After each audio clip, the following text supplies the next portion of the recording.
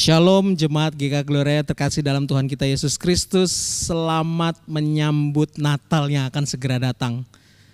Kami menyambut Anda semua yang baru bergabung bersama dengan kami, baik di Surabaya, di seluruh Indonesia maupun di luar negeri. Kita semua disatukan hanya oleh kasih karunia Tuhan. Tuhan Yesus memanggil kita semua untuk datang beribadah kepadanya hari ini. Mari kita mempersiapkan hati kita untuk memasuki ibadah Advent keempat ini. Selamat beribadah.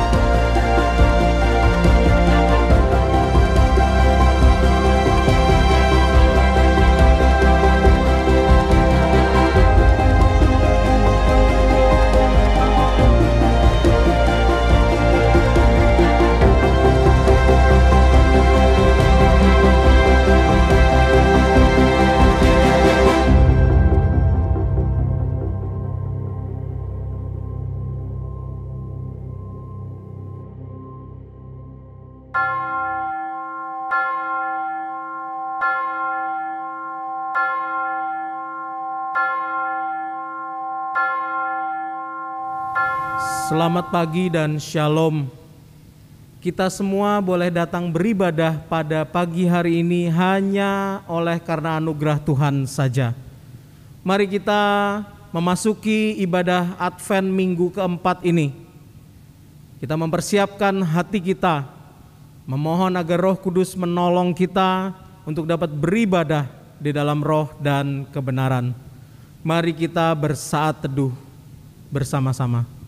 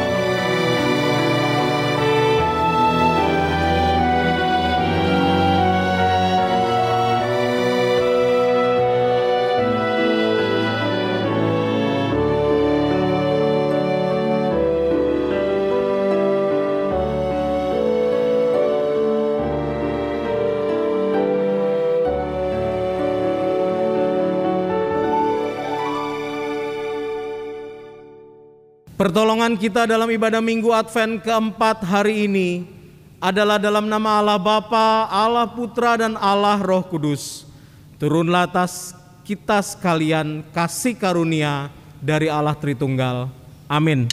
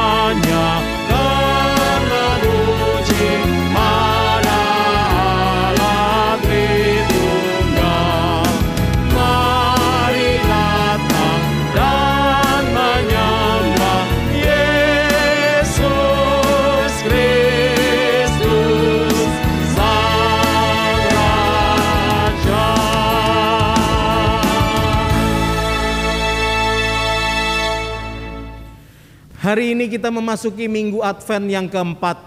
Lilin yang kita nyalakan hari ini mengungkapkan kasih dari Kristus. Kasih yang membawanya datang ke dunia dan mati bagi kita yang percaya. Kasih setianya yang terus menopang dan menguduskan hidup kita hari demi hari. Kasihnya yang kita bawa dan bagikan kepada orang-orang di sekitar kita. Kasih setianya juga yang akan menghantar kita masuk dalam kekekalan kelak. Mari datang kepadanya dengan hati yang mengasihi Tuhan dan yang mengasihi sesama yang beribadah bersama saat ini. Karena begitu besar kasih Allah akan dunia ini, sehingga Ia telah mengaruniakan anaknya yang tunggal, supaya setiap orang yang percaya kepadanya tidak binasa, melainkan beroleh hidup yang kekal. Sebab Allah mengutus anaknya ke dalam dunia, bukan untuk menghakimi dunia, melainkan untuk menyelamatkannya oleh Dia. Dan inilah kasih itu, yaitu bahwa kita harus hidup menurut perintahnya. Dan inilah perintah itu, yaitu bahwa kamu harus hidup di dalam kasih, sebagaimana telah kamu dengar dari mulanya. Mari bersama dengan para malaikat di sorga, kita tinggikan namanya, kita muliakan namanya.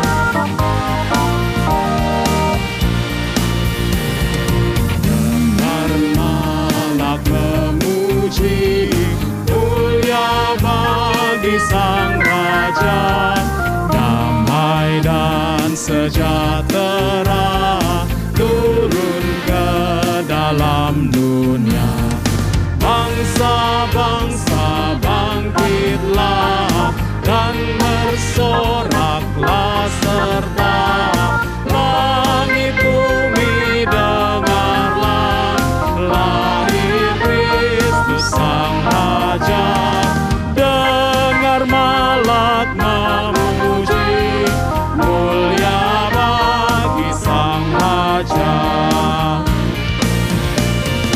Yang di sorga disembah, Kristus Raja yang bakal lahir dalam dunia, dan Maria bundanya.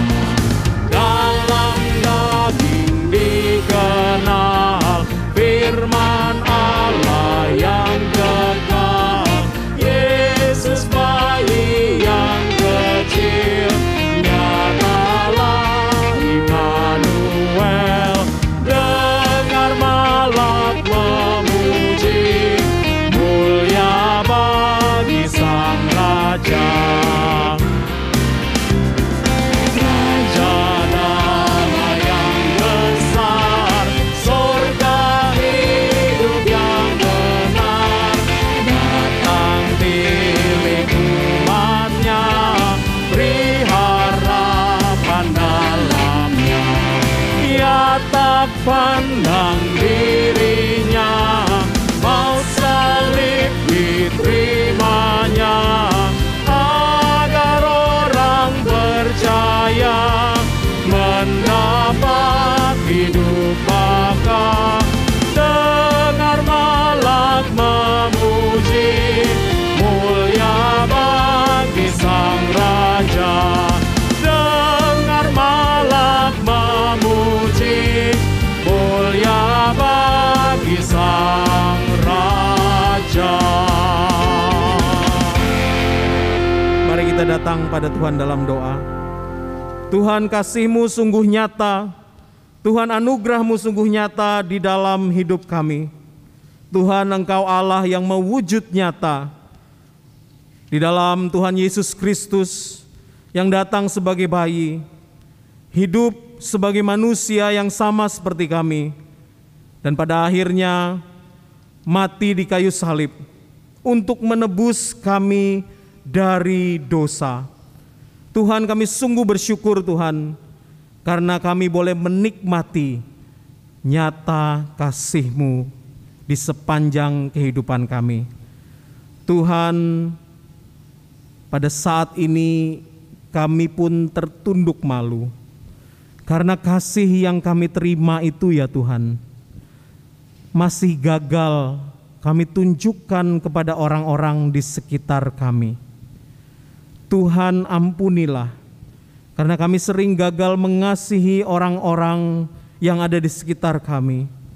Mereka yang justru mengasihi kami, sering kami kecewakan, sering sekali kami lukai. Tuhan, ampunilah kami. Tuhan, kami sungguh bersyukur, karena kami tahu darah-Mu yang kudus itu sudah membasuh kami saat ini. Oleh karena itu Tuhan, biarlah dengan hati penuh sukacita kami datang menyembah-Mu pada hari ini, menyatakan komitmen kami, dan menyiapkan hati kami untuk dilawat oleh kebenaran firman-Mu. Tuhan, ini puji sembah kami dalam ibadah kami hari ini. Dalam nama Yesus Kristus kami berdoa. Amin.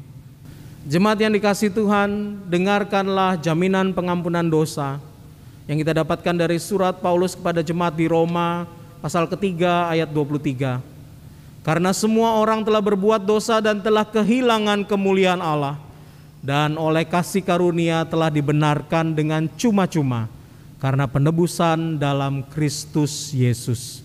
Jemaat yang dikasihi Tuhan, kita semua sudah dikasihi dan diampuni oleh Tuhan. Silahkan duduk. Kasih Kristus yang nyata itu sudah seharusnya juga dinyatakan di dalam hidup kita.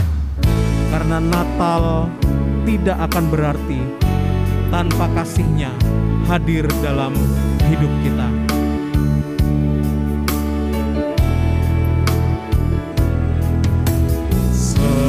Seperti palungan, layakkanlah hatiku menyambut-Mu Tuhan. Seperti emas kemenyan dan mur, biar hidupku berkenan padamu.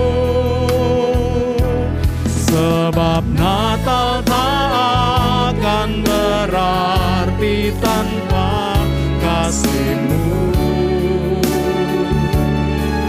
Lahir di hatiku hanya bersama-Mu, Yesus, ku rasakan selalu. Indahnya Natal di hatiku. Bersama paduan suara sorga ku bernyanyi, kemuliaan di tempat maha tinggi, dan damai sejahtera di antara manusia yang hidupnya berkenan kepadamu.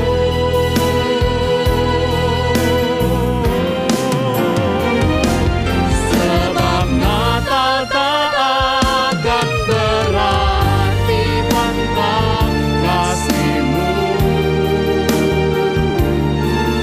Lahir di hatiku hanya bersama-Mu, Yesus, ku rasakan selalu.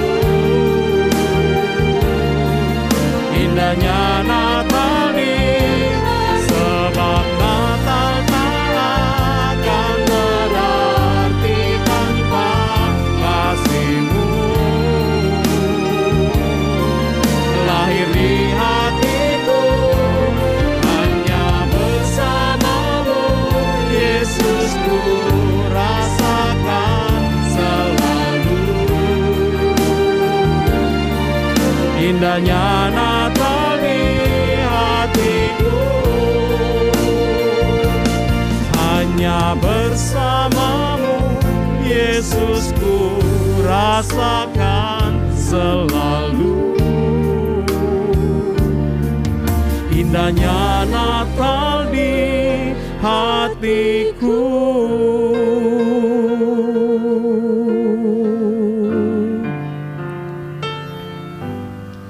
Ada sebuah tempat tenang dekat pelukannya, tempat dosa tak menjangkau, dekat pelukannya.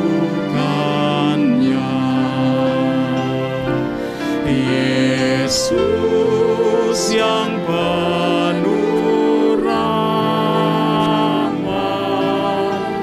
turun dari sorga agar ku dijaganya dekat pelukannya.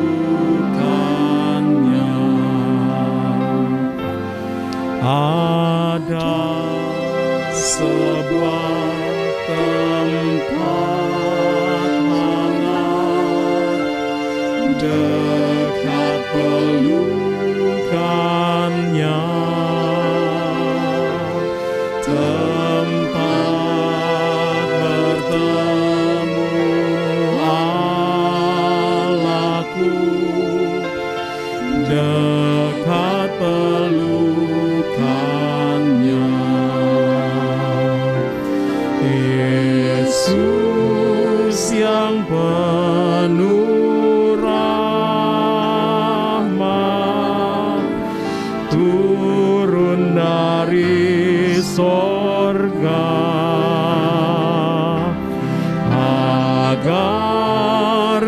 dijaganya,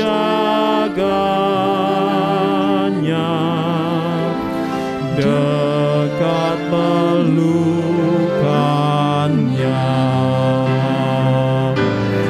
Ada sebuah tempat bebas, dekat pelukannya,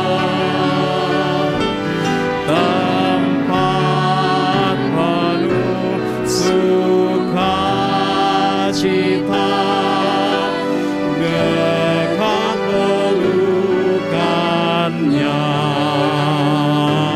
Yesus yang penuh rahmat, turun dari sorga, agar ku dijaganya, dekat pelukannya. Jemaat yang dikasihi Tuhan, dekat pelukan Allah, di sanalah kita rindu untuk berada. Mari kita menaikkan seru doa pribadi kita. Datanglah kepadanya, berserulah kepadanya, karena Dia Tuhan yang mendengarkan seru doa pribadimu. Berdoalah dalam keheningan sekarang kepadanya.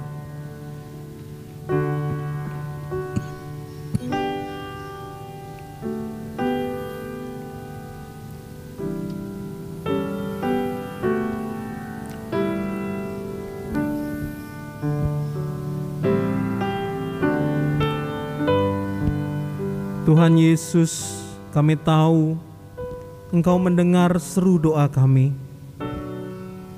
Kami percaya Tuhan, Engkau mendengarkan setiap seru doa dari anak-anak-Mu di balik gadget mereka masing-masing sekarang. Tuhan, kami tahu Roh-Mu yang kudus juga turut berdoa bersama dengan kami. Dan kami percaya Tuhan, Engkau mengetahui apa yang kami butuhkan, jauh melebihi daripada yang sekedar kami inginkan. Oleh karena itu Tuhan, dengarkanlah seru doa kami yang kami naikkan dalam nama Tuhan Yesus yang memeluk kami di dalam kekal kasih-Mu. Amin. Jemaat yang dikasihi Tuhan, marilah terus berdoa dengan saya sekarang. Bapa di dalam sorga, kami berseru untuk bangsa dan negara kami. Tuhan, ada banyak bagian dari negara kami yang dilanda oleh bencana alam. Gunung meletus, banjir, air pasang. Tuhan, di tengah masa pandemi ini Tuhan, bencana alam yang silih berganti karena perubahan cuaca ini Tuhan. Tuhan, kasihanilah bangsa kami. Tolonglah mereka yang sedang bergumul dengan bencana alam. Mereka yang kehilangan keluarganya, mereka yang kehilangan harta bendanya, mereka yang menderita Tuhan pada saat ini dan mungkin masih berada di pengungsian ya Tuhan. Tuhan, kasihanilah mereka. Tuhan, tolonglah kami juga agar dengan setia terus berdoa dan mendukung mereka di dalam segala sesuatu yang bisa kami lakukan. Dan Tuhan, biarlah pemerintah juga boleh dengan cepat menangani masalah ini dan menolong mereka yang terdampak di dalam kekuasaan mereka, di dalam segala sesuatu yang sudah dipercayakan pada mereka. Tuhan, kami juga berdoa Tuhan, Natal yang semakin dekat di minggu yang akan datang. Tuhan, kiranya Engkau berbelas kasihan pada negara kami. Tuhan, hindarkanlah dari ledakan COVID yang berikutnya. Tuhan, biarlah apa yang dilaksanakan oleh pemerintah dengan mengadakan pembatasan-pembatasan ini boleh menolong bangsa kami untuk terhindar dari ledakan COVID yang berikutnya. Dan biarlah Tuhan, pandemi ini boleh segera berlalu dari kami ya Tuhan. Dan kami boleh menjalani hidup normal bersama dengan orang-orang di sekitar kami dan terus membangun kehidupan kami yang sempat jatuh dan lumpuh Tuhan selama masa pandemi ini. Tuhan, tolonglah gereja kami, tolonglah perayaan Natal yang akan dilaksanakan nanti Tuhan. Engkau yang melindungi setiap dari kami yang bertugas, setiap majelis juga yang datang dan akan diteguhkan Tuhan. Engkau yang menolong mereka agar acara ini boleh jadi, untuk kemuliaan nama-Mu. Dan setiap firman yang diberitakan tidak akan pergi dengan sia-sia. Bahkan Kau juga menyertai Tuhan setiap dari mereka yang mengikuti Natal dari gadget mereka masing-masing. Tuhan juga setiap gereja-gereja di Surabaya, di Indonesia, bahkan di seluruh penjuru dunia. Tuhan, biarlah Kristus boleh hadir, kasih-Mu boleh nyata Tuhan di tengah-tengah kami. Tuhan, terima kasih. Ini seru doa sembahyang kami. Tuhan, kami naikkan seru doa ini Tuhan, di dalam satu nama Yesus Kristus yang sudah mengajarkan kami berdoa. Bapa kami yang di sorga, dikuduskanlah nama-Mu, datanglah kerajaan-Mu, jadilah kehendak-Mu di bumi seperti di sorga. Berikanlah kami pada hari ini makanan kami yang secukupnya, dan ampunilah kami akan kesalahan kami, seperti kami juga mengampuni orang yang bersalah kepada kami. Dan janganlah membawa kami ke dalam pencobaan, tetapi lepaskanlah kami daripada yang jahat, karena Engkau-lah yang punya kerajaan, dan kuasa, dan kemuliaan sampai selama-lamanya. Amin. Jemaat yang dikasihi Tuhan, mari kita berdiri bersama-sama. Kita akan mengucapkan pengakuan iman rasuli yang berbunyi demikian. Aku percaya kepada Allah, Bapa yang Maha Kuasa, Khalik langit dan bumi, dan kepada Yesus Kristus anaknya yang tunggal Tuhan kita, yang dikandung dari Roh Kudus, lahir dari anak darah Maria, yang menderita sengsara di bawah pemerintahan Pontius Pilatus, disalibkan, mati dan dikuburkan, turun ke dalam kerajaan maut. Pada hari yang ketiga, bangkit pula dari antara orang mati, naik ke sorga, duduk di sebelah kanan Allah, Bapa yang Maha Kuasa, dan dari sana Ia akan datang untuk menghakimi orang yang hidup dan yang mati. Aku percaya kepada Roh Kudus, gereja yang kudus dan am, persekutuan orang kudus, pengampunan dosa, kebangkitan tubuh, dan hidup yang kekal. Amin. Jemaat dipersilahkan duduk. Mari kita mempersiapkan hati kita sebelum kita mendengarkan firman Tuhan. Mari kita menyatakan bahwa begitu Allah mengasihi dunia, Dia memberikan anaknya yang tunggal bagi kita, agar kita yang percaya tidak binasa. Allah mengasihi, Ia berikan anaknya mati di Kalvari untuk bebaskan saya. Dia akan datang pula dengan penuh mulia. Amat besar kasih-Nya.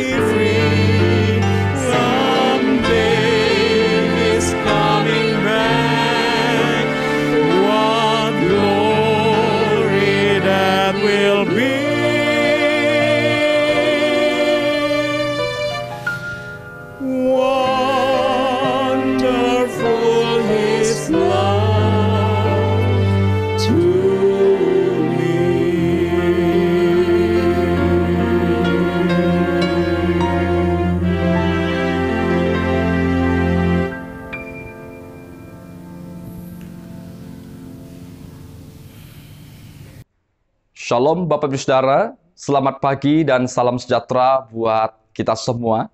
Tidak terasa kita sudah hampir di penghujung tahun 2021.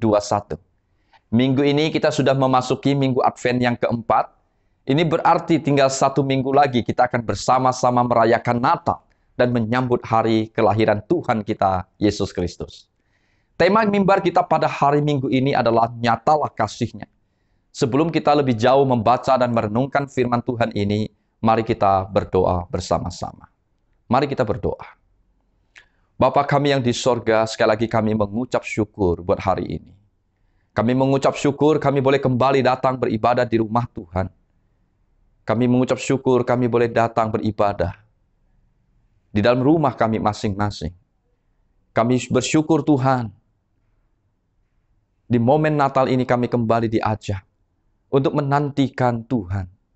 Di momen-momen Advent ini kiranya Tuhan mempersiapkan hati kami, sungguh untuk menerima kembali berita Injil, berita kelahiran dari Tuhan kami Yesus Kristus. Bapa kami yang di sorga, sebentar kami akan mendengarkan firman-Mu. Kiranya roh Tuhan bekerja dalam hati dan pikiran kami, menyiapkan kami, agar kami sungguh sekali lagi mendengar suara-Mu. Dan Engkau sekali lagi berbicara di hati kami Tuhan. Menggerakkan kami, menggetarkan kami, supaya kami boleh menjadi anak-anak Tuhan yang terus hidup, mengejar kehendak Tuhan. Terima kasih Bapa. Di dalam nama Tuhan kami Yesus Kristus kami mengucap syukur, kami berdoa. Amin. Saya akan membacakan satu bagian firman Tuhan untuk menjadi dasar perenungan kita pada hari ini. Firman Tuhan pada hari ini kita baca dari 1 Yohanes 4 ayat 7 sampai 12. LAI memberi judul perikop ini adalah Allah adalah kasih. Saudara-saudaraku yang kekasih, marilah kita saling mengasihi. Sebab kasih itu berasal dari Allah dan setiap orang yang mengasihi lahir dari Allah dan mengenal Allah. Barang siapa tidak mengasihi, ia tidak mengenal Allah. Sebab Allah adalah kasih. Dalam hal inilah kasih Allah dinyatakan di tengah-tengah kita. Yaitu bahwa Allah telah mengutus anak yang tunggal ke dalam dunia, supaya kita hidup olehnya. Inilah kasih itu. Bukan kita yang telah mengasihi Allah, tetapi Allah yang telah mengasihi kita. Dan yang telah mengutus anaknya sebagai pendamaian bagi dosa-dosa kita. Saudara-saudaraku yang kekasih, jikalau Allah sedemikian mengasihi kita, maka haruslah kita juga saling mengasihi. Tidak ada seorang pun yang pernah melihat Allah. Jika kita saling mengasihi, Allah tetap di dalam kita dan kasih-Nya sempurna di dalam kita. Sedemikian jauh pembacaan firman Tuhan, saudara. Yang berbahagia bukanlah kita yang hanya membaca dan merenungkan firman Tuhan saja, tetapi yang melakukannya dalam kehidupan kita hari lepas hari. Bapak Ibu Saudara, dalam dunia perfilman, salah satu genre film yang selalu menarik untuk diikuti dan disaksikan adalah film yang mengangkat kisah cinta atau love story. Misalnya Beauty and the Beast. Mungkin kebanyakan kita suka dengan film cinta dari Korea atau India yang bertaburan bintang-bintang dan artis-artis yang luar biasa. Ya, menurut saudara, kisah cinta mana yang layak untuk selalu kita ingat dan perhatikan? Kisah cinta mana yang menurut Anda paling agung, paling istimewa? Saudara, ketika kita berbicara tentang Natal, Natal sesungguhnya juga adalah sebuah love story. Bagi saya Natal adalah sebuah kisah kasih yang teragung, yang terindah, yang pernah kita lihat, yang pernah kita dengar, yang pernah kita saksikan. Karena Natal bicara tentang kasih Allah bagi dunia yang telah jatuh di dalam dosa.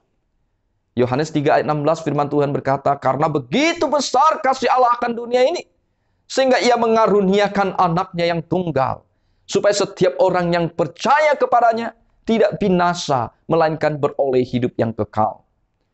Ayat firman Tuhan yang kita baca hari ini di ayat yang ke-10 juga berbicara tentang hal yang sama. Di sana Rasul Yohanes berkata, dalam hal inilah kasih Allah dinyatakan di tengah-tengah kita. Yaitu bahwa Allah telah mengutus anak yang tunggal ke dalam dunia, supaya kita hidup olehnya. Saudara, sebenarnya seberapa besar sih kasih Allah akan dunia ini? Sebenarnya seberapa besar sih kasih Allah akan saudara dan saya? Sehingga kita bisa menyebutnya ini sebagai kisah kasih yang teragung dan teristimewa, saudara.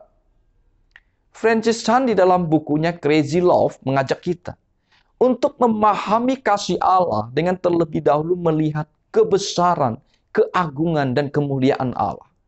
Setelah itu kita coba bandingkan dengan diri kita manusia yang begitu kecil dan begitu hina. Tanpa kita memahami, tanpa kita mengenal siapakah Allah yang sesungguhnya dan siapakah diri kita manusia di hadapannya, kita tidak akan pernah bisa benar-benar memahami seberapa besar sebenarnya kasih Allah itu bagi dunia ini dan bagi hidup saudara dan saya. Saudara, kalau hari ini kita bertanya, siapakah Allah? Allah adalah pencipta langit dan bumi. Ia adalah pemilik dari seluruh alam semesta dan seluruh jagat raya. Kebesaran dan keagungannya mengatasi segala sesuatu. Tidak ada satu hal pun yang sebanding dengan Dia. Dia adalah Allah yang maha besar, Allah yang maha kudus, Allah yang maha suci, Allah yang maha kuasa, Allah yang maha mulia, dan Allah yang maha sempurna. Dia adalah pribadi yang unlimited, yang tidak terbatas. Ia berdaulat dan berkuasa atas segala sesuatu. Dia adalah pribadi yang independen, yang tidak bergantung pada apapun dan siapapun juga. Dia adalah pencipta daripada galaksi-galaksi.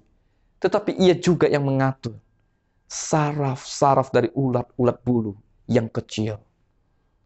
Dia adalah yang bertata di singgasana yang kekal, yang kudus dan yang suci. Tetapi dia adalah Allah yang juga memelihara anak-anak burung pipit di udara. Lalu siapakah kita manusia yang dikasihinya, saudara? Alkitab berkata kita manusia berdosa, tidak lebih daripada debu dan tanah. Anak manusia hanya seperti rumput kering yang layu dan tidak berguna. Bahkan Nabi Yesaya di dalam Yesaya 40 ayat 15 mengatakan firman Tuhan ini. Sesungguhnya bangsa-bangsa adalah seperti setitik air dalam timba dan dianggap seperti sebutir debu pada neraca. Sesungguhnya pulau-pulau tidak lebih daripada abu halus beratnya. Saudara, di hadapan Tuhan sesungguhnya dunia ini tidak ada artinya. Bangsa-bangsa di dunia ini tidak ada artinya. Apalagi hidup saudara dan saya. Paulus di dalam surat Roma bukan hanya mengatakan kita ini tidak berarti dan berguna. Manusia berdosa juga digambarkan sebagai musuh atau seteru Allah. Kita adalah orang-orang yang layak untuk dimurkai. Kita adalah orang-orang yang layak untuk dibinasakan oleh Allah. Meskipun demikian, saudara, firman Tuhan berkata, Allah telah menyatakan kasih-Nya kepada kita dan dengan mengutus anak tunggalnya ke dalam dunia, supaya setiap orang yang percaya kepadanya tidak binasa, melainkan beroleh hidup yang kekal. Saudara, untuk menyatakan kasih-Nya kepada kita, Allah menyerahkan anak tunggalnya. Kita perlu bertanya, siapakah anak tunggal Allah? Siapakah Yesus itu? Firman Tuhan berkata, Yesus anak tunggal Allah. Dia adalah sang firman Allah yang kekal. Yang olehnya segala sesuatu diciptakan. Dia adalah Alfa dan Omega. Yang awal dan yang akhir. Yang berhak atas segala yang ada. Dia adalah yang terbaik dari apa yang dimiliki oleh Bapa. Paulus dalam Kolose 1 ayat 15-17 menolong kita untuk mengerti siapakah Yesus yang sebenarnya. Ia adalah gambar Allah yang tak kelihatan, yang sulung, lebih utama dari segala yang diciptakan. Karena di dalam Dialah telah diciptakan segala sesuatu yang ada di sorga, yang ada di bumi, yang kelihatan, yang tidak kelihatan, baik di singgasana maupun kerajaan, baik pemerintah maupun penguasa. Segala sesuatu diciptakan oleh Dia dan untuk Dia. Ia ada terlebih dahulu dari segala sesuatu, dan segala sesuatu ada di dalam Dia. Seluruh kepenuhan Allah berdiam di dalam dirinya. Saudara, apakah bisa kita bayangkan satu-satunya paling berharga, yaitu anak tunggal Allah, sang Tuhan dan sang pemilik dari alam semesta dan jagat raya ini, diberikan untuk menebus bangsa-bangsa yang tidak ada nilainya. Yang nilainya tidak lebih daripada setitik air dalam timba atau sebutir debu dalam neraca. Saudara, coba kita perhatikan dan renungkan hal ini dengan serius. Siapakah di antara kita yang akan melakukan hal yang demikian? Siapakah di antara kita yang mau menukarkan hal terbaik dan yang paling berharga dari yang ia miliki dengan sesuatu yang tidak bernilai, yang tidak lebih daripada sebutir debu?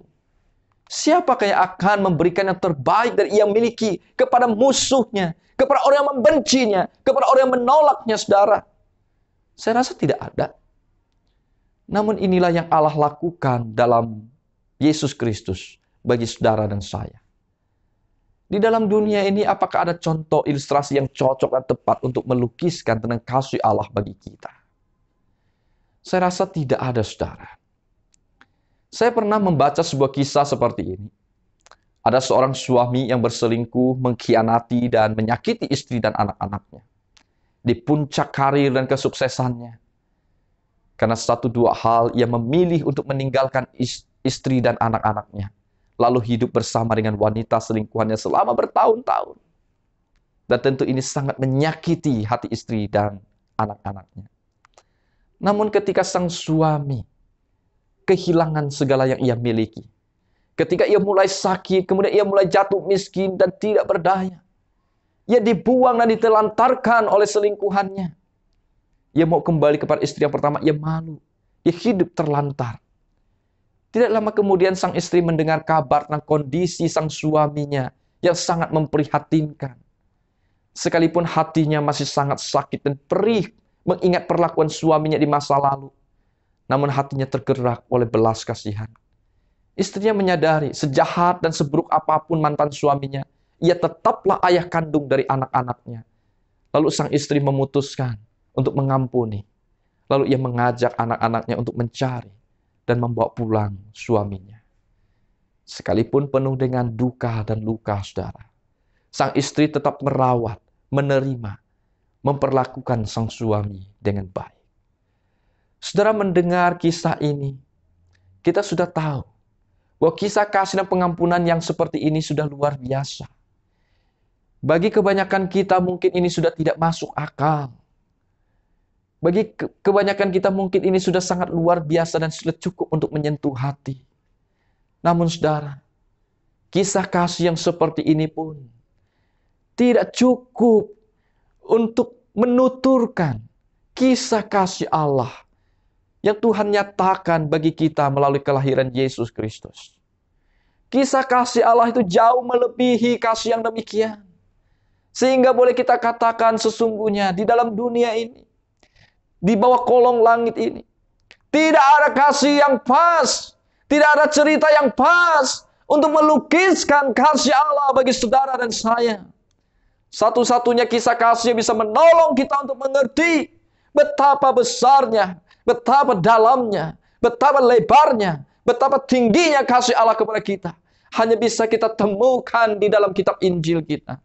Yaitu kita temukan dalam jalan inkarnasi Tuhan kita Yesus Kristus yang datang dari sorga, lahir dalam palungan, menelusuri Via Dolorosa, mati disalib di atas bukit Golgota. Saudara, Pendeta John Stott dalam bukunya Why I Am a Christian meminjam puisi dari Francis Thompson untuk menjelaskan kasih Allah yang luar biasa bagi hidupnya. Francis Thompson lahir pada tahun 1859 dan meninggal pada tahun 1907. Ia adalah seorang penulis puisi terkenal dari Inggris.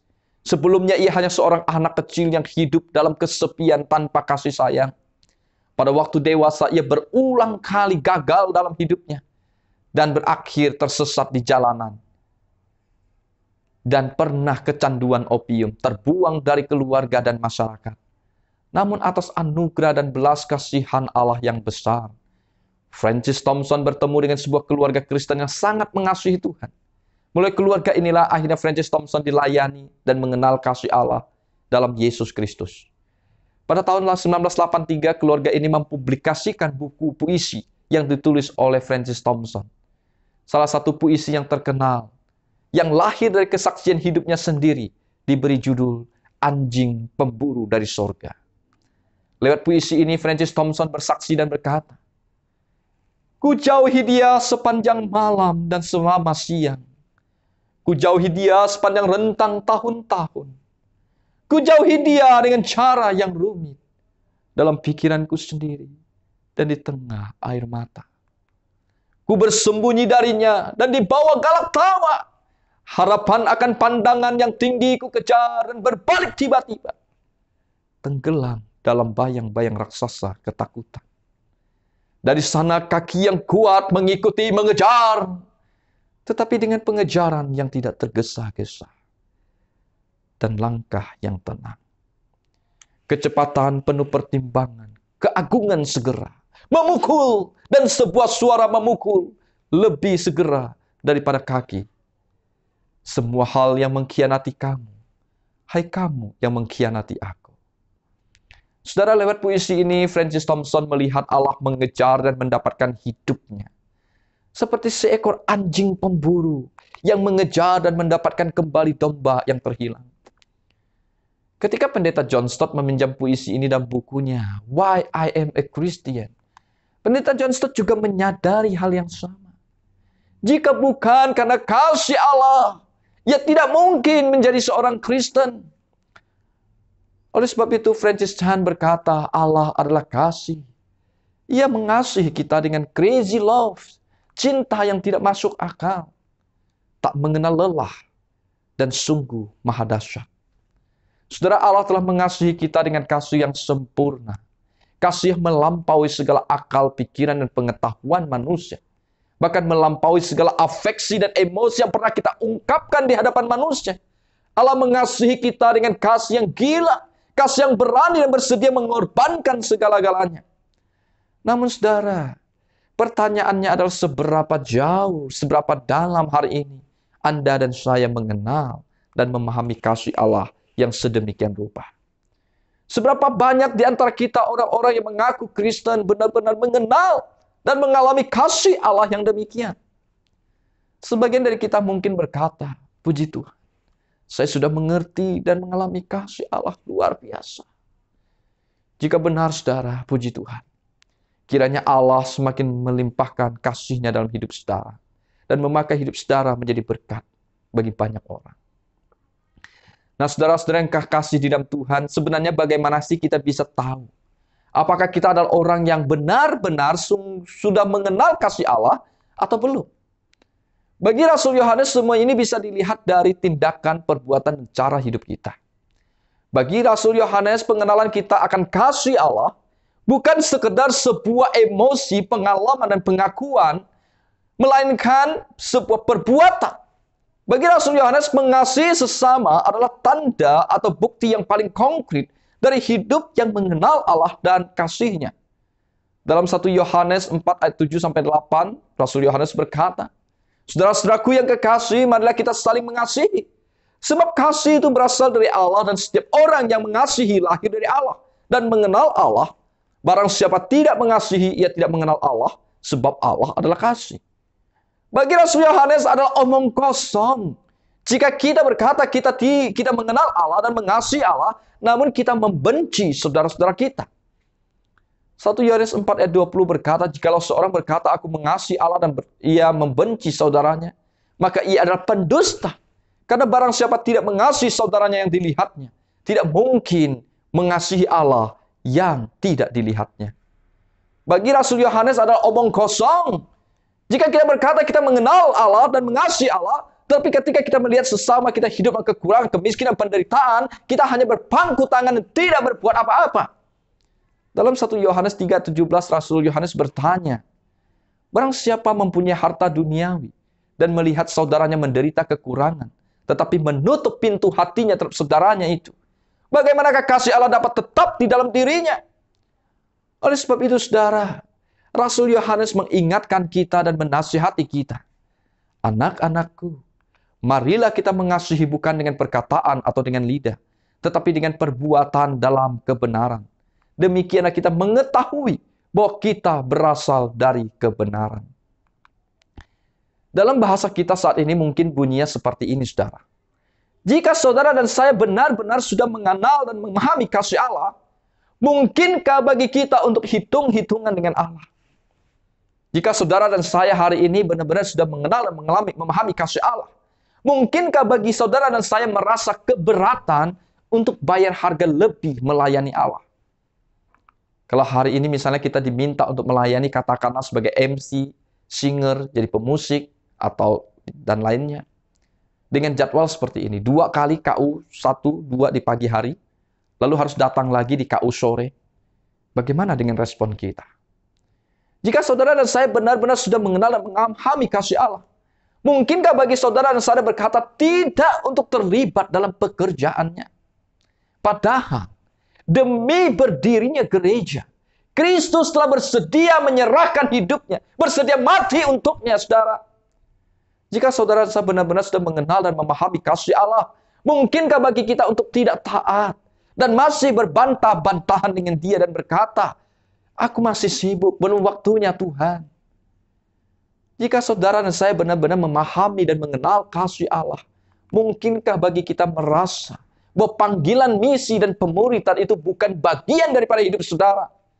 Padahal untuk amanat itu sendiri, untuk misi itu sendiri, untuk segala bangsa, Yesus telah mengorbankan dirinya dan mati untuk hal itu. Jika saudara dan saya benar-benar sudah mengalami dan memahami kasih Allah, mungkinkah bagi kita untuk merasa cukup hanya dengan rajin baca Alkitab, saat teduh, pergi ke gereja, dan menghindari dosa-dosa besar? Francois Venlon pernah di dalam bukunya The Seeking Heart bertanya, hanya membaca Alkitab, pergi ke gereja, dan menghindari dosa-dosa besar. Inikah kasih yang bergairah dan sepenuh hati terhadap Tuhan? Saudara, sikap dan cara hidup kita hari lepas hari di hadapan Tuhan.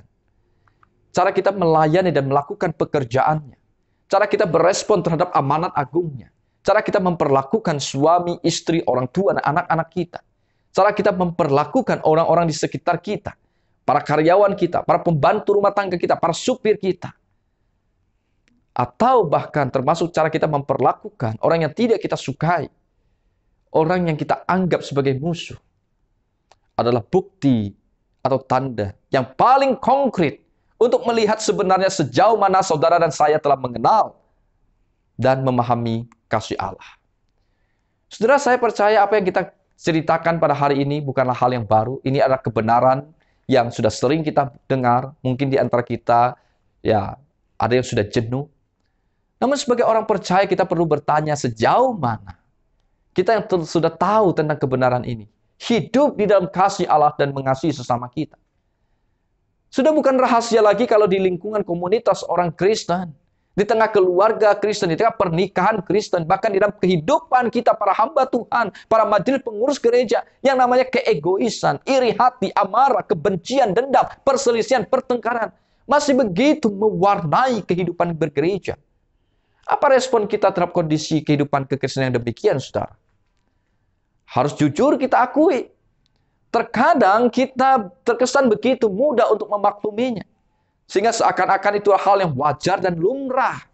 Karena kita menyadari kita semua adalah manusia berdosa dan masih hidup dalam darah dan daging.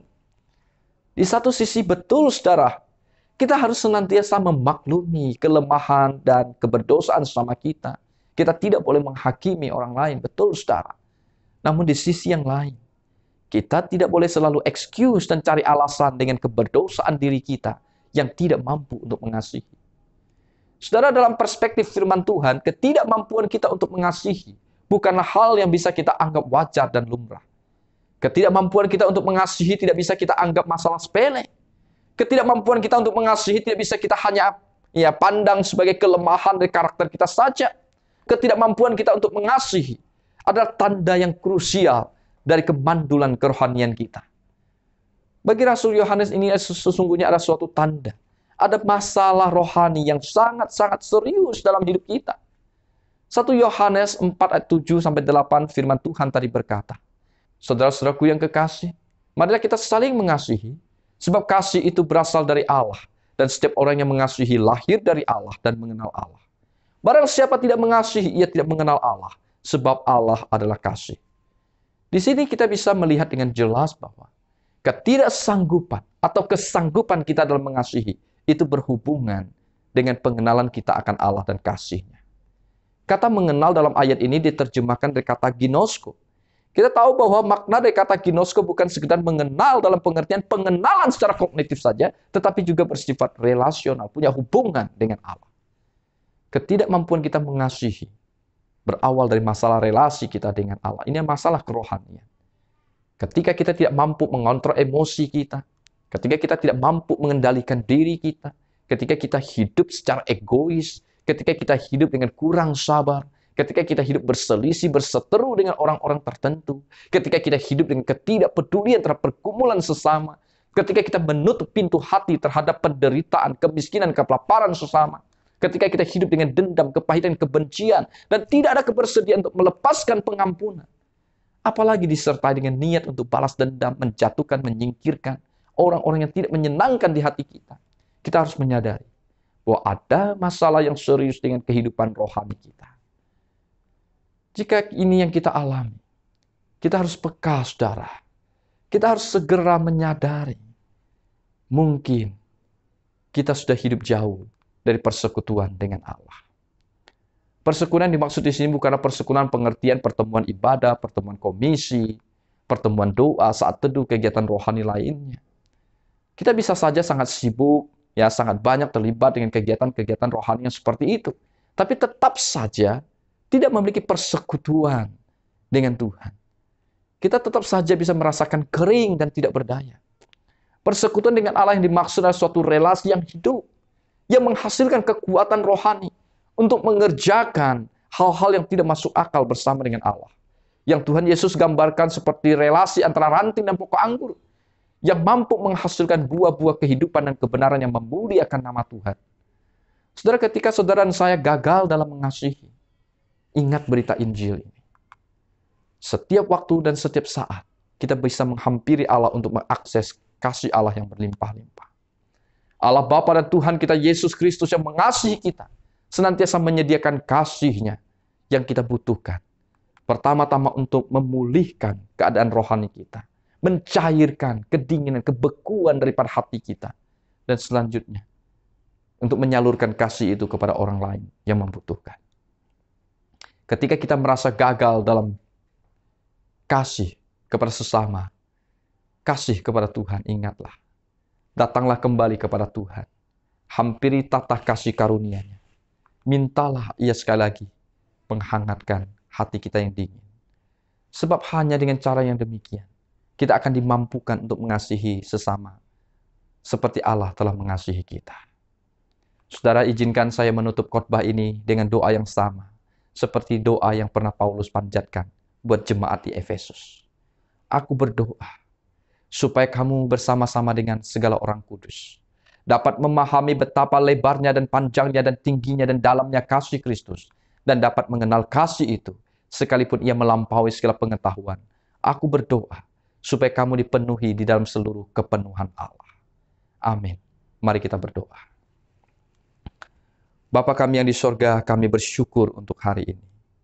Kami bersyukur untuk kasih-Mu yang besar atas hidup kami, ya Tuhan, yang Engkau nyatakan di dalam Yesus Kristus.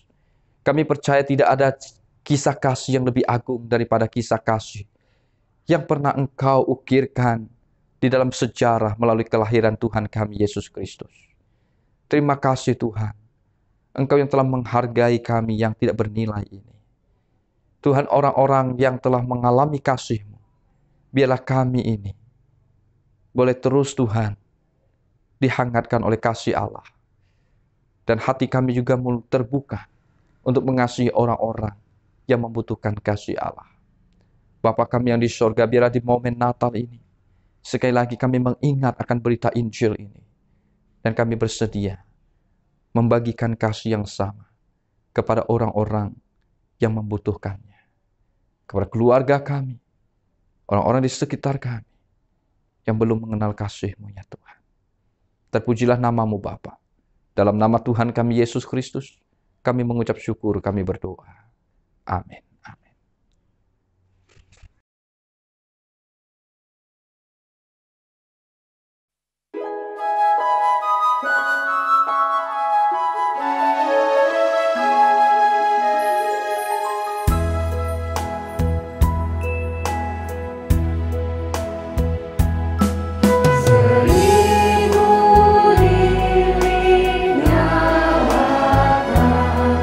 Di renang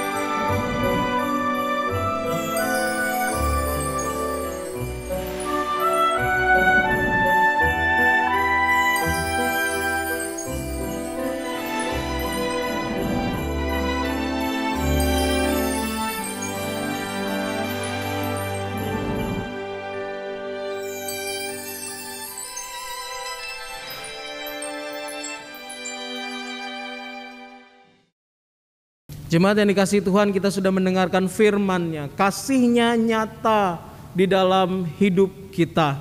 Mari kita membawa persembahan syukur kita. Dengan hati penuh syukur kita dapat memberikannya lewat scan QRIS atau transfer di rekening BCA gereja masing-masing. Setelah selesai memberikan persembahan, kita akan bersama-sama menyanyikan Kasih Allahku sungguh telah terbukti.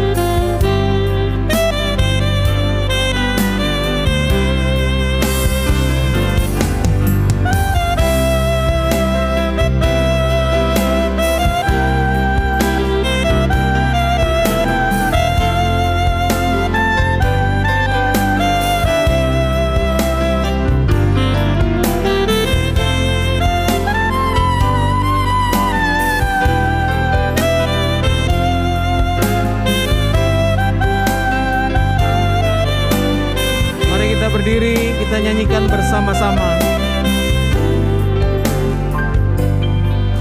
Kasih Allahku sungguh telah terbukti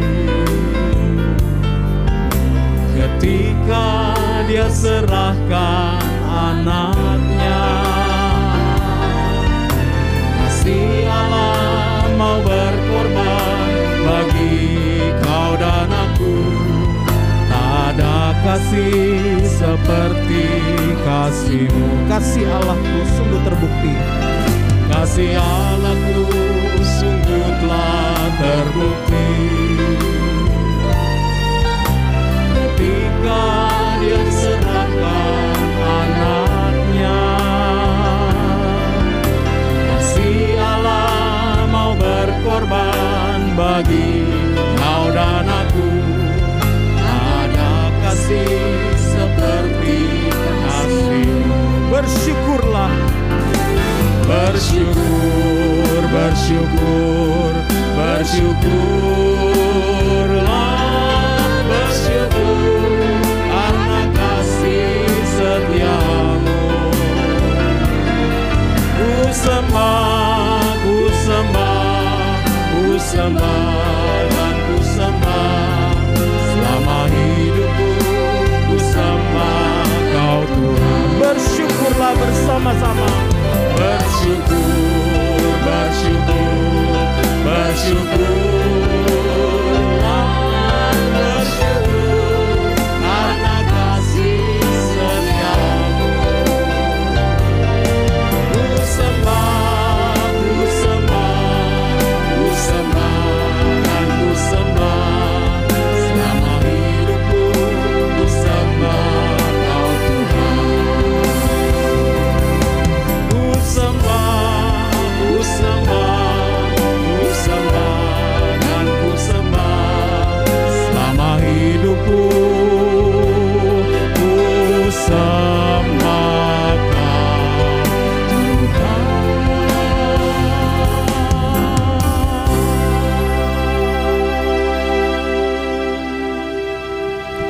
Mari kita membawa persembahan kita dalam doa. Tuhan, kami memuji-Mu. Tuhan, kami menyembah-Mu. Tuhan, dengan hati penuh syukur kami membawa persembahan kami. Tuhan, harta dunia ini tidak sebanding dengan kasih yang telah Engkau tunjukkan kepada kami. Tetapi Tuhan, setapak demi setapak, kami ingin belajar mempersembahkan diri kami. Kami ingin mempersembahkan hidup kami. Dan biarlah Natal ini Tuhan boleh mengingatkan kami sekali lagi bahwa Engkau sudah terlebih dahulu mengasihi kami, sehingga tidak ada harga yang terlalu mahal yang bisa menggantikan persembahan itu selain diri kami ya Tuhan yang kami bawa ke hadapan-Mu. Tuhan, biarlah harta dunia ini juga Tuhan boleh dikelola dengan penuh integritas oleh para pemimpin kami untuk mengerjakan banyak pekerjaan Tuhan yang sudah Tuhan percayakan pada gereja kami. Tuhan, ini seru doa kami. Dan biarlah Tuhan di Advent keempat ini, kasih Natal itu boleh melingkupi seantero hidup kami. Dalam nama Tuhan Yesus kami sudah berdoa. Amin. Terpujilah Allah Tritunggal yang di dalamnya kita beroleh kasih dan mengalami kasih itu selamanya. Segala kemuliaan hanya bagi Dia. Amin.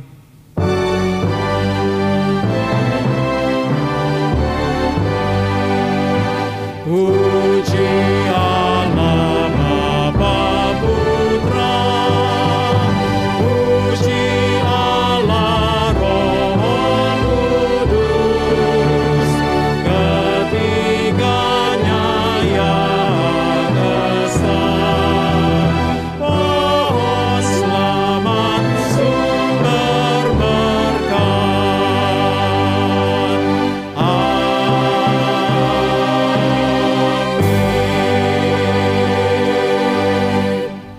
Bapak Ibu yang dikasihi Tuhan, kita akan mengakhiri ibadah kita pada pagi hari ini. Mari kita mengarahkan hati dan pikiran kita kepada Tuhan untuk kita menerima berkat dari-Nya.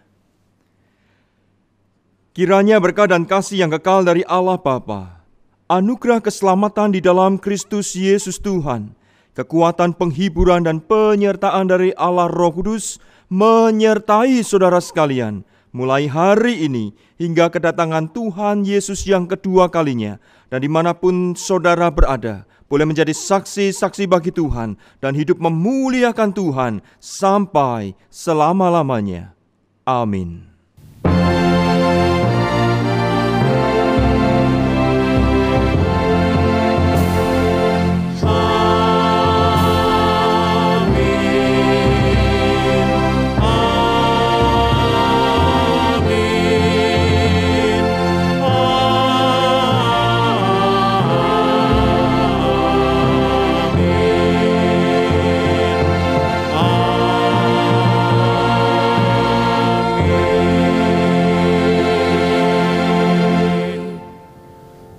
Ibadah kita telah selesai, jemaat dipersilakan duduk dan bersaat teduh.